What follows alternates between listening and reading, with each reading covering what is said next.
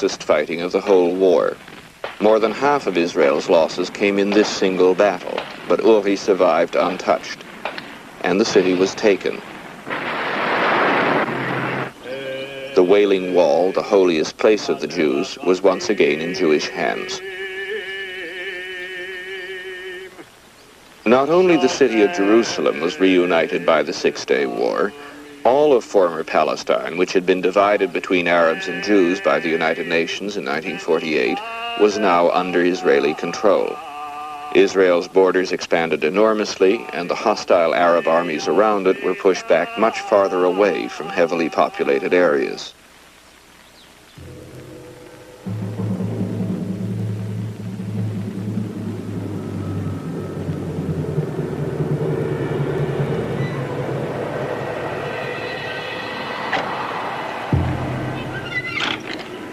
But for the Palestinian Arabs, the Six-Day War was a disaster.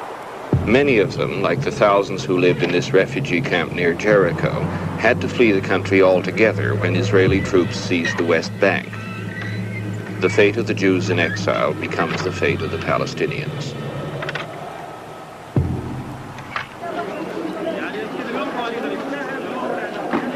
And for over 1 million Palestinian Arabs who stay behind in the occupied territories, all the future holds is permanent Israeli military rule.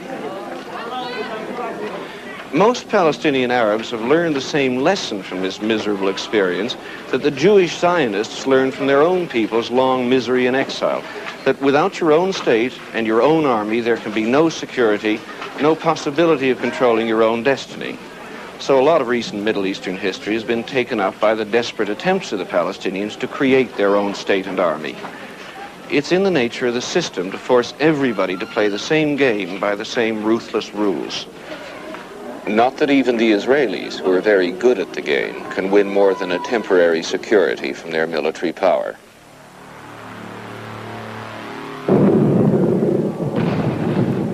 The destruction of 3 hijacked airliners on a disused airfield in Jordan in 1970 was one of the first signs that Palestinians themselves were starting to fight back.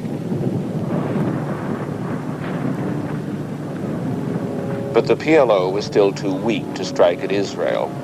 It concentrated mostly on easy targets outside Israel's borders, aiming for propaganda gains. The Palestinian guerrillas were still not the main threat to Israel's security. The real danger for Israel remained the regular armies of its Arab neighbors.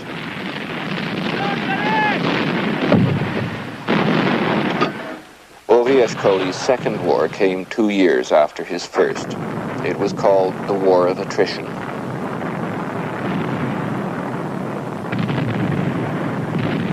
Uri's unit was pinned down by a heavy Egyptian artillery bombardment one day in 1969.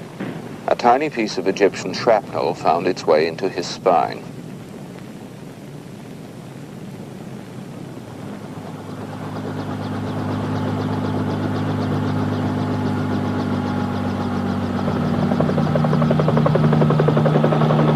It took 6 hours to get him out to a hospital, and Uri will never walk again. The human being is so flexible, so sometimes I forgot that I'm a war disabled, and I live my life quite normally. When I start to think over and all those things, it may hurt a little bit, but usually life go on.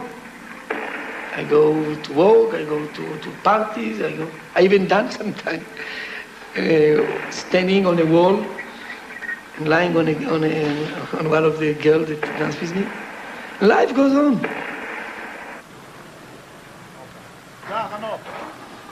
But the life that goes on is haunted always by the possibility of violence.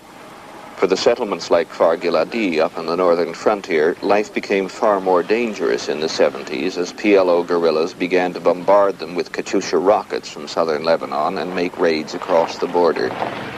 The settlements had to turn themselves into fortified camps. We are suffering from the problem of security, and Kfar Giladi was an open kibbutz like in all the villages all over the world. Today now it's a kind of a fortress. There is the fence all around the kibbutz. If the children want to go outside, they have to take with them one of the members with a gun. Some member who live here that must make guard. And of course the Katyusha attack.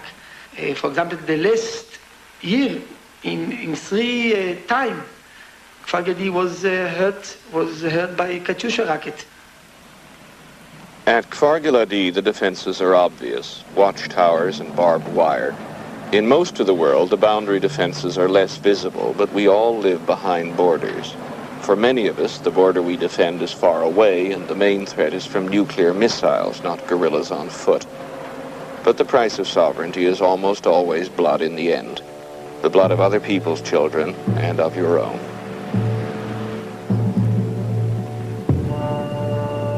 A small part of that price was paid on May 3rd, 1974 by another kibbutz just up the hill from Kfar Giladi. That night, 3 PLO gunmen broke into Misgav Am's nursery and held its children hostage until morning.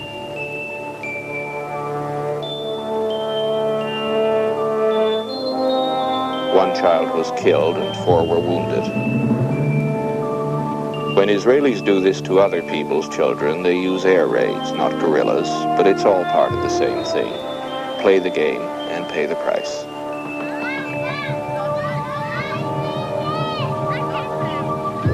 The people of northern Israel simply dig in.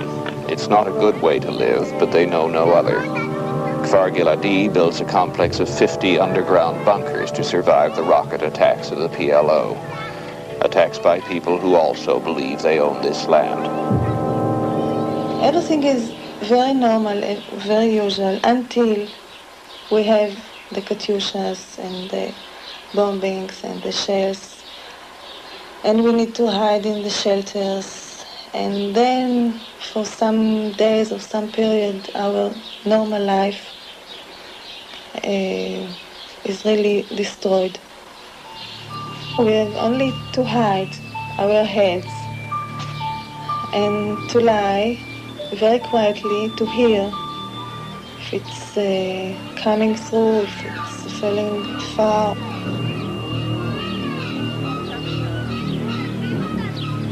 In fact, these bunkers haven't been used much recently. For the past 11 months, there's been an effective ceasefire between Israel and the PLO. But the whole northern border area is tense. For years, the Israeli government has been longing to destroy the PLO in southern Lebanon.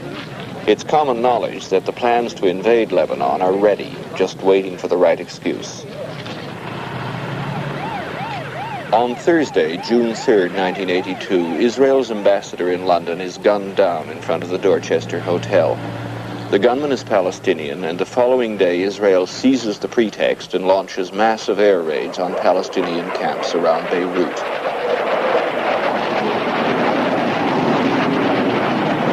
The PLO retaliates with fierce rocket attacks against the northern settlements, including Kfar Giladi. Finally, Prime Minister Begin and his Defense Minister Ariel Sharon have the excuse they need to invade Lebanon. The cabinet took the following decision: to instruct the Israel Defense Forces to place all civilian population of the Galilee beyond the range of the terrorists' fire from Lebanon, where their bases and their headquarters are concentrated. A military spokesman said later that the Israelis were on search and destroy missions against Palestinians who had fired rockets into Israel. In fact, the operation which the Israelis describe as search and destroy, and which is to penetrate only 40 kilometers into Lebanon, is not that at all. It's a full-scale invasion that isn't going to stop anywhere short of Beirut. Shortly after noon, bombs and artillery fell throughout southern Lebanon. Cover fire for the invasion launched against the Palestinian guerrillas. Civilians have been packing for days and now crowd the coastal roads fleeing to safer areas. Israeli planes pounded several areas, and the anti-aircraft fire was intense. Palestinian guerrillas brought supplies and reinforcements south before